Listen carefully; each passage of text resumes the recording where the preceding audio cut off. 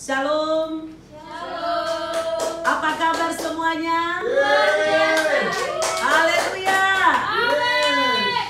Walaupun kali ini kita beribadah di rumah masing-masing dan saya khotbah dengan cara online begini, saya yakin kuasa Roh Kudus akan tetap menjamah saudara. Amin. Menjamah kita semua.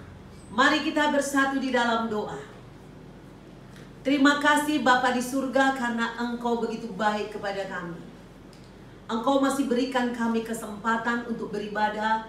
Walau dengan cara online, tidak ada satu kuasa yang bisa menghambat kuasamu, kasihmu bekerja atas umatmu, atas anak-anakmu. Maka saat ini kami mau gunakan mendengar firman-Mu. Urapi lidah hamba-Mu untuk menyampaikan apa yang menjadi isi hatimu. Biar ketika firman ini didengar, hati umat-Mu diubahkan. Semua umat-Mu mengalami jamahan-Mu, kuasa-Mu, kasih-Mu dan pemulihan-Mu. Yang sakit disembuhkan, yang terikat dilepaskan. Tuhan menolong apapun masalah kami percaya Tuhan adalah jawaban atas hidup kami. Kami serahkan Tuhan pembacaan firman dari awal sampai akhir hanya di dalam nama Tuhan Yesus Kristus. Yang percaya katakan amin, amin, amin. Saudaraku, akhir-akhir ini kota Jakarta, Indonesia dan seluruh dunia benar-benar begitu disibukkan oleh suatu makhluk kecil yang bernama virus corona COVID-19. Lalu orang bertanya-tanya, kenapa virus corona ini datang? Siapa yang buat? Apakah ini setan atau Tuhan? Dan tidak jarang yang bertanya kepada saya lewat telepon, lewat WA, Ibu tolong jelaskan kepada kami apa itu COVID-19. Jadi saya mau coba bukakan kepada saudara, apakah COVID-19 ini salah satu kutub sampar atau tulah dari Tuhan Pencipta. Kita perlu tahu apa itu sampar. Sampar adalah penyakit menular. Di dalam bahasa Inggris disebut the plague. Dulu pernah dipopulerkan istilahnya ini dalam satu novel yang berjudul The Plague oleh Albert Camus pada tahun 1947. Apabila sampar ini tersebar luas di suatu kawasan benua atau seluruh dunia, maka disebutlah ini pandemi. Oleh karena itu kita mau belajar. Sedangkan tulah adalah kemalangan yang disebabkan oleh kutuk karena perbuatan yang kurang baik terhadap orang suci, terhadap orang tua, atau terhadap Tuhan. Artinya ini adalah perbuatan yang melanggar apa yang dilarang oleh Tuhan. Saudaraku, kita harus tahu siapa Tuhan kita. Banyak agama di dunia ini yang mengaku inilah Tuhan, itulah Tuhan. Tetapi sesungguhnya Tuhan orang percaya, Tuhan orang Kristen, Tuhan orang Nasrani adalah Tuhan yang disembah oleh Abraham, Ishak dan Yakub atau Israel. Tuhan yang pernah menyebut dirinya YHWH atau I am that I am atau aku adalah aku. Tuhan itulah yang kita percayai sebagai pencipta langit dan bumi. Dia Maha Esa, Maha Kuasa, Maha Hadir, yang hadir secara aktif di atas kuasa-kuasa kosmik. Dia tidak berawal, tidak berakhir. Dia penguasa seluruh kosmik. Dan dia adalah Tuhan yang memiliki moralitas dan etika tertinggi. Saya ulang sekali lagi. Dia adalah oknum yang memiliki moralitas dan etika tertinggi. Tuhan yang yang disembah Abraham yang kita sembah ini, dia bersikap sayang kepada umatnya. Dia bersikap sayang kepada semua manusia yang dia ciptakan. Tetapi dia cemburu dan bisa murka apabila umatnya melanggar perjanjiannya. YHWH adalah Tuhan yang maha benar, yang mengatur kehidupan sosial dan rohani umatnya. Oleh karena itu, dia menetapkan supaya masyarakat Ibrani didasarkan kehidupannya atas keadilan dan moralitas ilahi. Itulah yang tertulis dalam undang-undang moral, yaitu ke-10 perintah yang kita kenal dengan hukum Taurat. Tuhan berkehendak supaya ada hubungan yang harmonis antara Tuhan dan umatnya. Dan apabila umatnya meninggalkan Tuhan, maka didatangkannyalah tulah kepada umatnya supaya mereka kembali kepada Tuhan. Jika umatnya mau diperingatkan, ada tingkatan-tingkatan dari yang lembut sampai yang keras. Pertama, kalau kita baca di Keluaran 7 ayat 1 sampai 2. Saya ulang, Keluaran 7 ayat 1 sampai 2. Mari kita sama-sama membaca. 1, 2, ya. Berfirmanlah Tuhan kepada Musa, lihat, aku mengangkat engkau sebagai Allah bagi Firaun, dan Harun abangmu akan menjadi nabimu. Engkau harus mengatakan segala yang kuperintahkan kepadamu, dan Harun abangmu harus berbicara kepada Firaun supaya dibiarkannya orang Israel itu pergi dari negerinya. Saudaraku, Musa bertugas selaku pemimpin bangsa Israel untuk keluar dari Mesir. Orang Israel bukanlah teroris yang memberontak melawan pemerintahan Mesir dengan kekerasan. Tetapi Musa dan Harun adalah sebagai utusan yang bermoral yang diutus oleh Tuhan untuk melepaskan bangsa Israel. Karena bangsa Israel telah ditindas, diperbudak 450 tahun. Dan mereka sudah tidak tahan. Mereka menangis berteriak kepada Tuhan. Siapapun bangsa yang mengalami penindasan, apabila berteriak, bukan hanya bangsa Israel. Tuhan itu pengasih.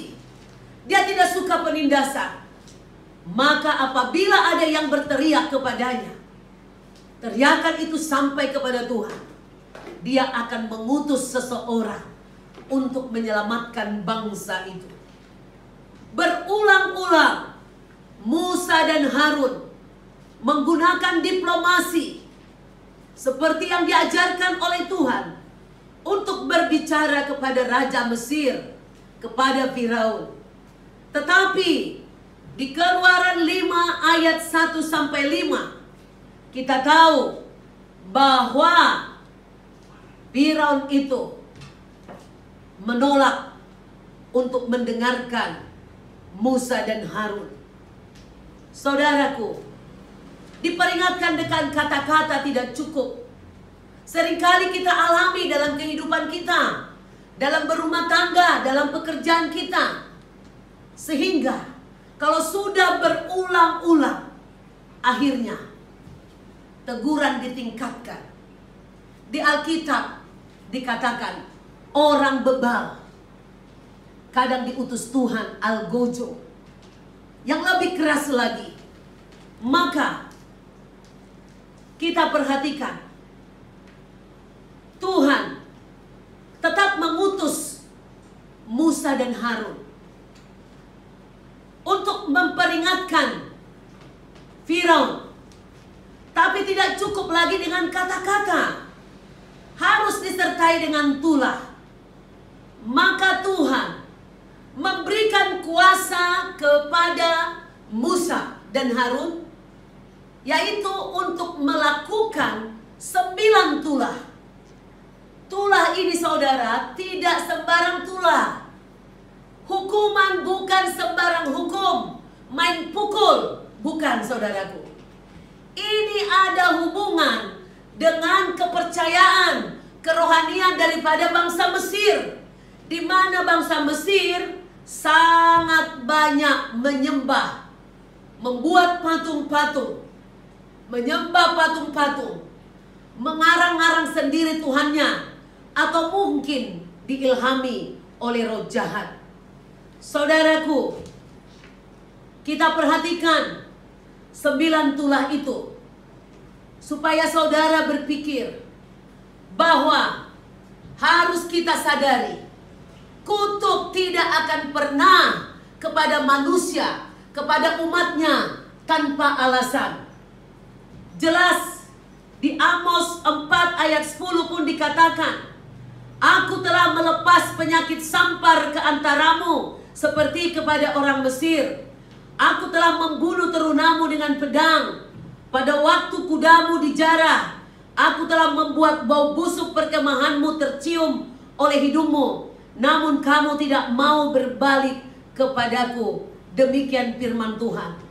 Demikian juga di Amsal 26 ayat 2 itu tadi.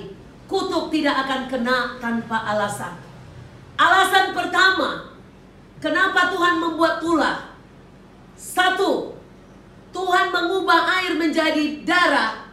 Itu ada hubungannya dengan penyembahan yang dilakukan oleh Mesir, sekaligus pelajaran kepada bangsa Israel dan keturunannya, dan juga untuk manusia sekarang ini, umat Tuhan sekarang ini dimanapun berada. Pertama, mereka menyembah dewa Gnom, yang mereka percayai dewa inilah penjaga sumber air sungai. Juga mereka menyembah dewa Hapi, yang dia percayai itulah dewa dari sungai Nil ini. Ketiga, mereka mempercayai Orisis, di mana aliran sungai Nil dipercayai sebagai aliran darah dari Orisis ini. Jadi saudaraku, Tuhan ingin menunjukkan, ini loh salahmu, ini gak benar ini. Yang kau sembah itu bukan, itu tidak benar. Akulah yang memiliki sungai Nil, aku yang menciptakannya, aku bisa menyetopnya, aku bisa merubahnya, aku bisa melakukan apa saja terhadap semua ciptaanku. Tapi Firaun dan bangsa Mesir belum mengerti. Bahkan para ahli sihirnya pun membuat contoh, mengubah air jadi darah. Karena dia bersikeras tidak mau melepaskan bangsa Israel dari tanah Mesir. Dia mengeraskan hati. Lalu Tuhan menyuruh, memerintahkan Musa untuk membuat tulah yang nomor 2, yaitu Katak. Kenapa Katak? Bangsa Mesir waktu itu mempercayai dewa Heket, yaitu dewi kesuburan yang berwujud berkepala katak. Tuhan ingin mempermalukan Mesir. Didatangkan katak yang merusak, yang tadinya mereka sembah, mereka hormati, mereka percayai, membuat subur tanah mereka, sekarang menghancurkan mereka. Namun ini juga tidak membuat mereka kapok. Maka tulah nomor 3 datang. Tulah nomor 3 adalah nyamuk. Nyamuk melambangkan dewa Geb. Dewa Geb adalah dewa bumi bagi tanah Mesir, yang dipercayai oleh orang Mesir. Dewa bumi inilah yang ingin dihancurkan Tuhan dari bangsa Mesir. Tapi bangsa Mesir melalui Firaunnya tidak ngerti-ngerti juga. Tuhan memperingatkan Firaun bahwa tidak ada kekuasaan yang menyamai kekuasaan Tuhannya Israel. Tuhan YHWH itu tadi, sekalipun dengan sihir dan mantra, ahli-ahli sihir itu sendiri menyatakan kepada Firaun bahwa ini adalah tangan Tuhan. Namun Firaun masih tetap berkeras hati. Bayangkan, kadang yang dukun lebih cepat bertobat daripada orang yang merasa dirinya baik. Keempat, Tuhan memerintahkan lagi tulah keempat, yaitu lalat pikat. Mengapa lalat pikat? Ini nih bangsa Mesir ini. Dia mempercayai juga, menyembah juga Wajet atau Wacit, yaitu dewa lalat Mesir. Dewa lalat Mesir ini, itulah kalau di dalam dunia pelepasan kita kenal Belzebul. Belzebul sering digambarkan dewa lalat, dewa kesuburan dan kelimpahan. Orang Mesir menyembah dewa lalat ini supaya mereka berkelimpahan. Tetapi sekarang dibuat Tuhan menyiksa mereka. Apa yang mereka percayai, menyiksa mereka, mempermalukan mereka.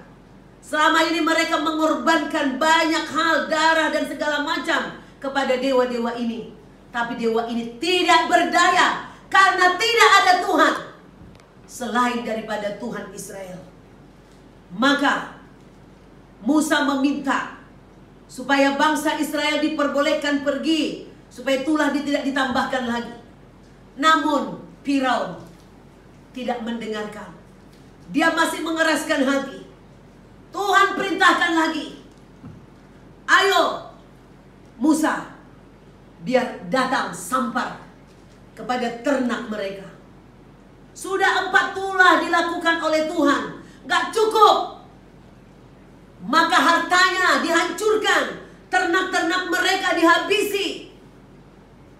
Sementara ternak-ternak Israel di Goshen tidak ada yang mati sama sekali. Tulah ini berlangsung, tidak cukup, disambunglah ke tulah ke-6. Kenapa tulah ke-6 menjadi bara? Saudara harus tahu bahwa bangsa Mesir ini juga menyembah dewa Serapis, Imhotep, yang mereka percayai itu adalah dewa-dewa penyembuhan. Apabila mereka sakit, mereka menyembah kepada dewa Imhotep ini dan Serapis ini. Mereka mengharapkan kesembuhan. Tuhan mendatangkan bara yang tidak bisa disembuhkan ahli sihir. Bahkan ahli sihir pun tidak bisa muncul di istana karena mereka juga terkena dengan bara itu. Bara yang berbentuk gelembung yang memecah pada manusia dan binatang yang tersisa. Ahli-ahli sihir pun kena bara. Saudaraku, ini membuktikan bahwa tidak ada tabib di atas segala tabib yang melampaui Tuhan. Dokter boleh ada, semua itu juga dari Tuhan. Ahli-ahli pengobatan boleh ada, tetapi yang menentukan hidup dan mati, sembuh atau tidak, adalah campur tangan dari Tuhan. Jangan bila saudara sudah makan obat terhebat, yang paling ampuh, pergi ke dokter yang hebat, rumah sakit yang hebat, saudara berpikir saudara bisa sembuh. Saudara harus berdoa sebelum makan obat, sebelum ke dokter, sebelum saudara melakukan penyembuhan dengan cara apapun. Saudara harus meminta berkat daripada Tuhan. Tidak diceritakan dalam Alkitab bagaimana tulah ini berhenti, tetapi tidak membuat Firaun bertobat. Maka Tuhan mendatangkan hujan es. Tulah yang ketujuh adalah hujan es. Kenapa hujan es? Bangsa Mesir ini masih memiliki banyak dewa, yaitu salah satunya adalah dewa langit, dewi langit yang bernama Nut. Untuk menghancurkan kepercayaan kepada Nut, dewi langit, atau Isis dan Set, dewi dan dewa pertanian. Mungkin seperti di Indonesia seperti Dewa Sri, ya. Dewa atmosfer dewa atmosfer, cuaca.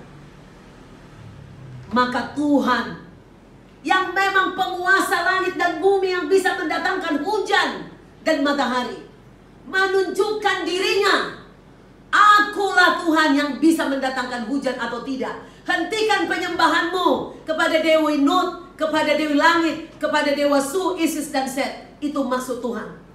Tapi Mesir, Firaun menolak.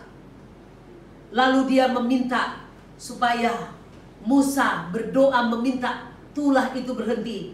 Berkali-kali tulah dilakukan, berkali-kali dia minta ampun, berkali-kali dia meminta kepada Harun dan Musa untuk berdoa. Dan Musa berdoa untuk menghentikan. Namun setelah itu Firaun tetap mengeraskan hati. Dan dia tidak mau melepaskan bangsa Israel untuk kembali ke tanah Kanaan. Maka Tuhan mendatangkan tulah ke-8.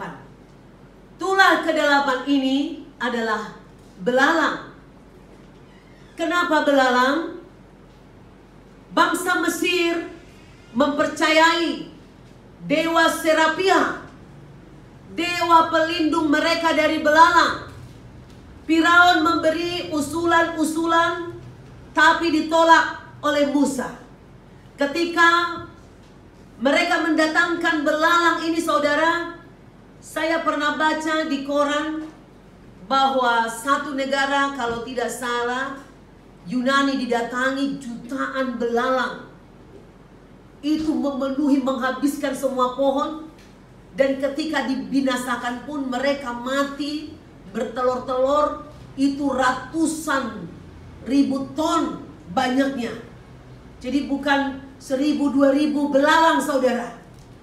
Ini bermiliar-miliar belalang memasuki satu negara.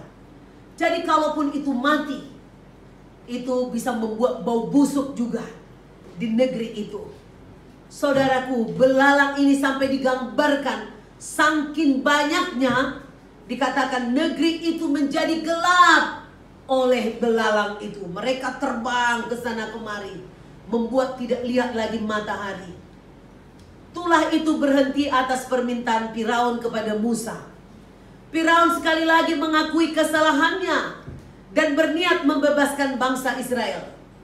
Lalu Musa berdoa kepada Tuhan. Maka Tuhan mengirimkan angin dari jurusan sebaliknya, yaitu angin barat yang kencang, sehingga meniup belalang-belalang itu masuk ke dalam laut Teberau. Satu pun belalang tidak ada yang tinggal di tanah Mesir. Dan Firaun tetap mengeraskan hatinya. Saudaraku, lebih banyak mujizat, supaya lebih banyak lagi yang bisa diceritakan oleh tua-tua Israel kepada keturunannya. Maka karena Firaun tidak mau melepaskan Israel untuk kembali ke Kanaan, Tuhan mendatangkan tulah ke-9. Nah, kenapa tulahnya gelap gulita? Karena mereka, bangsa Mesir ini juga memiliki sembahan dewa Ra atau Amon Ra atau Re, yaitu dewa matahari. Aten, Atum, Horus dewa-dewa, Tot dewa bulan. Maka Tuhan ingin menunjukkan bahwa kepercayaan Mesir itu semua adalah kebodohan, kesia-siaan. Itu tidak benar. Akulah Tuhan yang bisa membuat terang, membuat cahaya, membuat cuaca, membuat gelap dan terang. Tuhan sedang berbicara sebenarnya kepada Firaun. Jangan katakan Tuhan pilih bulu. Tuhan mengasihi bangsa Mesir, Tuhan mengasihi Firaun. Tapi Firaun dan Mesir sudah menebalkan hatinya, tidak mau mendengar nasihat, tidak mau membuka hatinya untuk ditobatkan. Maka kegelapan itu sangat dahsyat. Tidak ada orang yang dapat bangun dari tempatnya. Bahkan di Alkitab mengatakan mereka meraba-raba dalam kegelapan itu. Dengan membuat matahari tidak dapat bersinar selama 3 hari. Tuhan mengklaim kemenangan atas dewa orang Mesir dan mempermalukan seluruh dewa orang Mesir dan orang Mesir yang beribadah kepada dewi yang palsu itu. Tulah ini berhenti dengan sendirinya setelah 3 hari lewat berlalu. Saudaraku, 9 tulah sudah dinyatakan Tuhan kepada bangsa Mesir. Tuhan tidak bermaksud untuk mencelakai orang setiap ada kesalahan. Tuhan selalu berusaha menobatkan orang-orang yang berdosa dan mengakui salahnya. Maka kalau tulah tidak cukup membuat kita bertobat, maka datanglah maut. Nomor 3, apabila bangsa dan raja itu masih mengeraskan kepala, tegar tengkuk, menolak peringatan dari Tuhan melalui nabinya, maka bangsa itu dan rakyatnya akan menerima kutuk, yakni tulah kematian atau maut, seperti yang tertulis di Keluaran 12 ayat 29 sampai 30. Saya ulang sekali lagi, Keluaran 12 ayat 29 sampai 30. Saya baca atau kita baca bersama. 1, 2, ya. Maka pada tengah malam Tuhan membunuh tiap-tiap anak sulung di tanah Mesir, dari anak sulung Firaun yang duduk di tahtanya sampai kepada anak sulung orang tawanan yang ada di dalam liang tutupan, beserta segala anak sulung hewan. Lalu bangunlah Firaun pada malam itu bersama semua pegawainya dan semua orang Mesir, dan kedengaranlah seruan yang hebat di Mesir, sebab tidak ada rumah yang tidak kematian. Perhatikan baik-baik. Semua anak sulung, sampai orang yang dipenjara, anak sulung hewan, sampai anak sulung daripada Firaun, tidak ada yang bisa menyelamatkan diri dari hukuman maut yang sudah ditentukan Tuhan kepada orang-orang yang tidak mau belajar mengenal Tuhan, kepada orang yang tidak mau mendengar teguran Tuhan. Oleh karena itu saudaraku, akhirnya bangsa Israel keluar dari Mesir. Kedengaranlah jerit tangis dan ratap di Mesir. Tidak satu pun rumah Mesir yang anak sulungnya tidak mati. Yusuf pernah mengamanatkan agar tulang-tulangnya tidak dikubur di Mesir, tetapi di tanah kelahirannya di Kanaan. Mereka membawa tulang-tulang Yusuf, lalu mereka berjalan. Dan Tuhan terus menyertai mereka, membuat mujizat. Kematian anak sulung merupakan hukuman terhadap semua dewa Mesir, termasuk Firaun. Di Keluaran 1 itu dicatat bahwa Firaun telah membunuh anak laki-laki orang Israel. Sekarang Tuhan membunuh anak-anak sulung orang Mesir. Firaun akhirnya membiarkan orang Israel untuk pergi, meskipun kemudian masih mengirim pasukan untuk mengejar.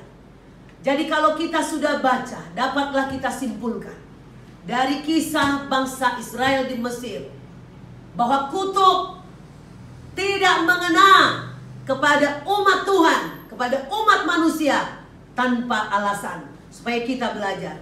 Nomor 2, kisah Sampar yang sangat populer, yang sangat besar, terjadi di zaman Daud. Kalau Mesir tadi adalah memang bangsa penyembah berhala, sekarang ini bangsa yang menyembah Tuhan, yang mencintai Tuhan. Kita tahu Daud seorang yang lembut, yang berkenan di mata Tuhan, tapi karena kesalahannya dia harus menerima akibat. Kisah Daud yang mengalami sampar bangsa Israel di zamannya adalah kita baca di 2 Samuel 24 ayat 1 sampai 25. Saya ulang, 2 Samuel 24 ayat 1 sampai 25.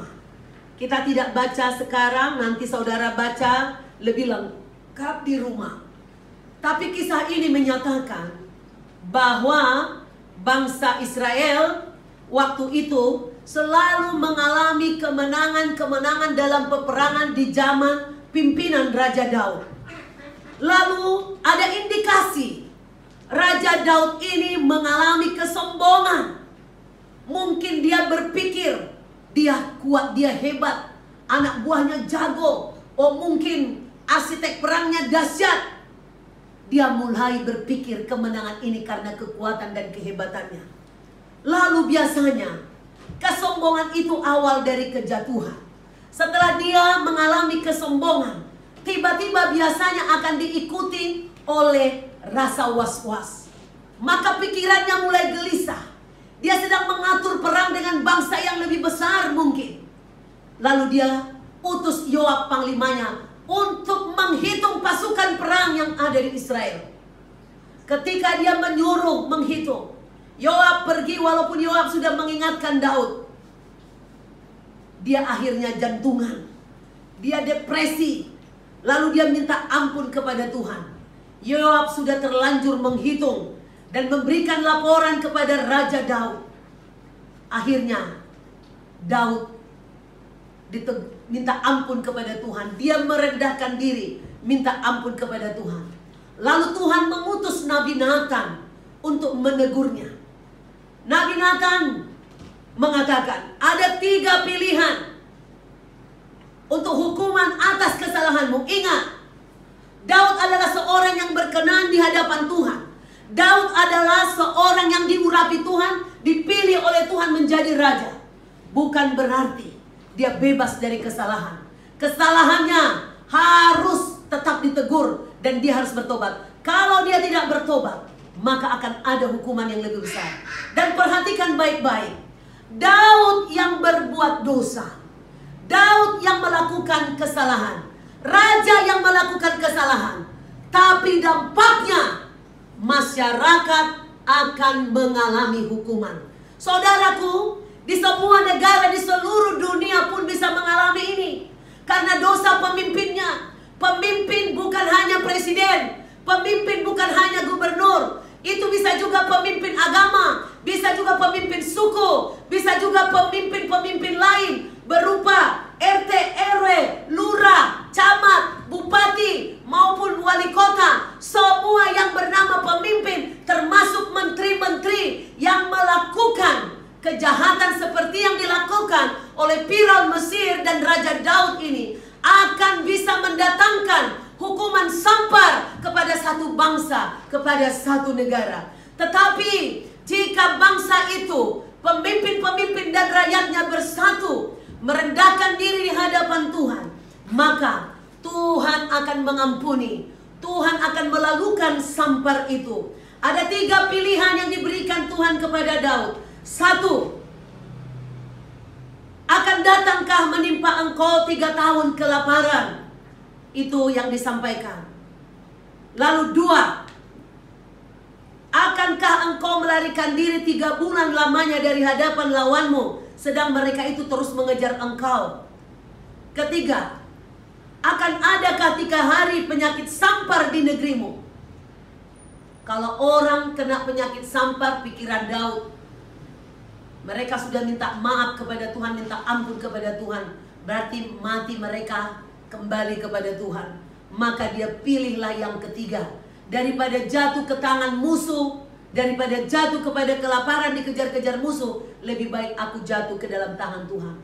Lihat saudara, ketika Daud minta ampun, Daud tidak terkena sampar. Tapi rakyatnya 70.000 meninggal, mati karena sampar itu, saudaraku. Kenapa itu juga menjadi teguran? Raja kalau tidak benar, ada juga hubungannya dengan rakyat, dengan umat.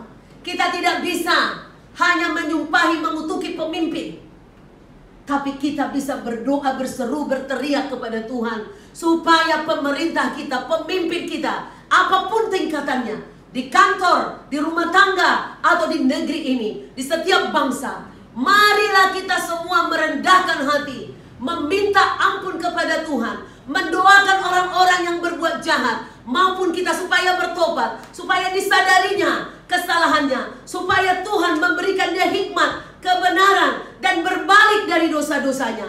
Itulah yang dilakukan oleh orang-orang percaya yang benar, supaya sampar itu berlalu dari kehidupannya, dari bangsanya, dari kotanya.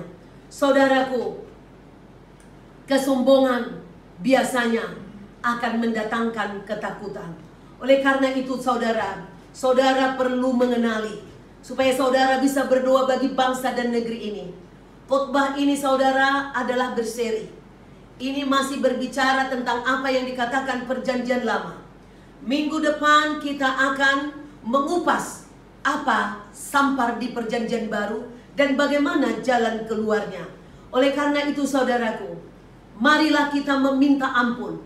Bukan saja hanya untuk dosa kita dan dosa keluarga kita, tetapi juga untuk dosa sahabat kita, saudara-saudara kita, tetangga-tetangga kita, maupun untuk dosa para pemimpin negeri ini. Jangan mengutuki siapapun. Engkau tidak berkuasa untuk membalaskan kejahatan orang. Perlu saudara pelajari bahwa satu bangsa mengalami kutuk itu bukan semena-menanya Tuhan, bukan hukum asal dihukum oleh Tuhan, tetapi itu terjadi karena pelanggaran-pelanggaran. Supaya saudara bisa berdoa kepada Tuhan, saya membuat beberapa contoh dosa yang dilakukan oleh rakyat, yang dilakukan oleh pemimpin, sehingga kutuk sampar datang menimpa satu kota atau satu negeri.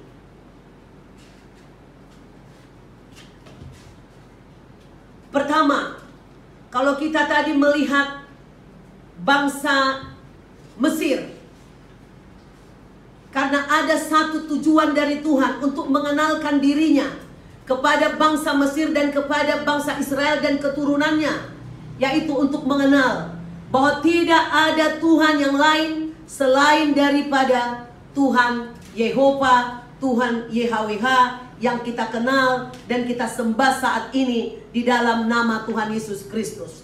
Maka dia akan menyatakan diri melalui semua tulah itu saudara. Itu yang terjadi di perjanjian lama. Maka kita akan meminta ampun kepada Tuhan, mengakui dosa-dosa nenek moyang kita, dosa-dosa diri kita, dosa-dosa pemimpin kita. Satu, saudara dan saya perlu meminta ampun bahwa bangsa ini belum mengenal benar siapa Tuhan yang sesungguhnya, sehingga banyak rakyat dan pemimpin bangsa menghina Tuhan yang benar, menganiaya dan mengutuk nabi-nabinya, baik lewat mulutnya, walaupun setiap hari dia memanggil-manggil Tuhan, menyebut-nyebut Tuhan di mulutnya, tapi perbuatannya melawan Tuhan. Artinya dia menempatkan diri sama dengan Tuhan, membunuh sesamanya manusia, melakukan kejahatan kepada sesamanya.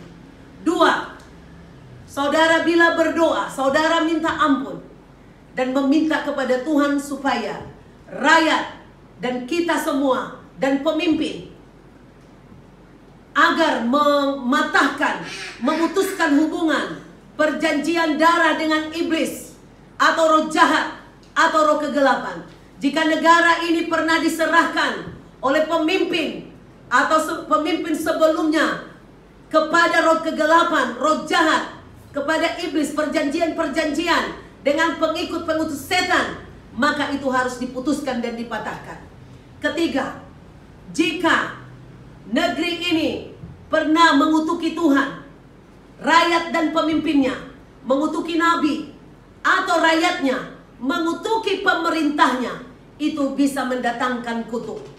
Empat, apabila rakyat dan para pemimpin percaya meminta petunjuk kepada kuasa dukun, kuasa roh kegelapan, kuasa roh orang mati, kuasa sihir, mantra, ramalan, untuk meminta petunjuk menjalankan pemerintahan sesuai keberhasilan dari setan, itu harus kita minta ampun dan mendoakan negeri kita.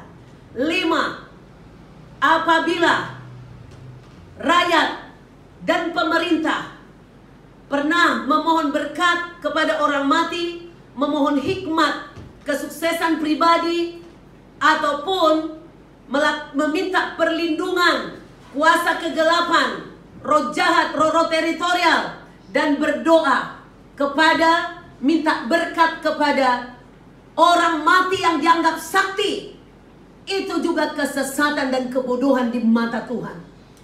Keenam, apabila masyarakat dan pemerintah juga melakukan kelaliman, bersundal, mengizinkan LGBTI, lesbianisme, gay, dan lain-lain, kawin cerai, melakukan persetubuhan yang tidak wajar, ini semua kelaliman. Tuhan benci kepada kelaliman. Tuhan jijik dengan kelaliman ini. Nomor 7, menumpahkan darah orang yang tidak bersalah, main bunuh orang, melakukan aborsi, mempersembahkan anak manusia kepada dewa-dewi, kepada setan-setan sebagai korban bakaran. 8, membelokkan hukum dan melakukan ketidakadilan, sogok dan suap. Tuhan tidak suka terhadap suatu pemerintahan di mana hukumnya dipermainkan. Hukum harus diberdirikan dengan lurus dan tegak, dan tidak boleh ketidakadilan. Sogok dan suap harus diberantas, tidak boleh pilih bulu. Hedonisme ke-9, hedonisme suatu bangsa juga yang tidak memperhatikan anak yatim, janda dan orang miskin, atau orang-orang kaya di suatu negeri yang banyak uang, yang hidup hanya untuk bersenang-senang, tidak memperdulikan orang di sekelilingnya, itu juga bisa mengundang kutuk dalam kehidupan bangsa dan negara. Ke-10, menindas orang asing, perbudakan. Orang asing tidak boleh dianggap musuh. Orang asing juga harus taat kepada undang-undang suatu bangsa dan negara. Tetapi orang asing tidak boleh diperlakukan semena-mena. Itu sebabnya Tuhan menegur bangsa Israel melakukan semena-mena kepada orang-orang asing. Di satu bangsa tidak boleh ada perbudakan kepada sesama. Ini sangat dilarang oleh Tuhan. Kemudian apabila di satu negara, satu bangsa, di satu keluarga, satu suku membangun tugu-tugu berhala, ini juga kekejian di mata Tuhan. Roh durhaka, banyak anak-anak sudah tidak menghormati orang tua, tidak mengasihi orang tua, kurang ajar terhadap orang tua. Satu bangsa yang tidak mengajarkan etika lagi kepada anak-anak muda untuk menghormati orang tua bisa mendatangkan kutuk. Kemudian terakhir, melakukan kekerasan adalah kekejian di mata Tuhan. Saudaraku, inilah yang saudara harus catat masing-masing di rumah. Saudara rekam khotbah ini, saudara catat, saudara minta ampun kepada Tuhan atas dosa-dosa kita, dosa-dosa rakyat, bangsa dan negeri kita, dan Tuhan pasti mengampuni. Karena Tuhan sudah berjanji, Tuhan lebih menyukai pertobatan daripada menghukum atau membinasakan. Tuhan menghendaki pertobatan itu jika kita dengan setia meminta ampun kepada Tuhan, dengan rendah hati meminta ampun kepada Tuhan, maka Tuhan dengan setia juga mengampuni kita. Saudaraku, ada banyak orang ribut soal mengucapkan firman dari Mazmur 91. Saudaraku, saya bukan pengajar Mazmur 91, tapi saya akui segala firman Tuhan yang ada di Alkitab itu memiliki kuasa. Itu seperti api yang membakar musuh-musuh kita. Ada orang mengatakan di WA, apakah Mazmur 91 bisa mengusir COVID-19? Saya katakan, saudara, bisa. Tapi saudaraku, ada banyak faktor. Tuhan juga menghendaki kita melakukan lockdown ketika bangsa Israel mengalami sampar di Mesir, di tanah Goshen. Seluruh penduduk Goshen, bangsa Israel, tidak boleh keluar. Maka ketika sampar datang, kita juga tidak bisa mencobai Tuhan.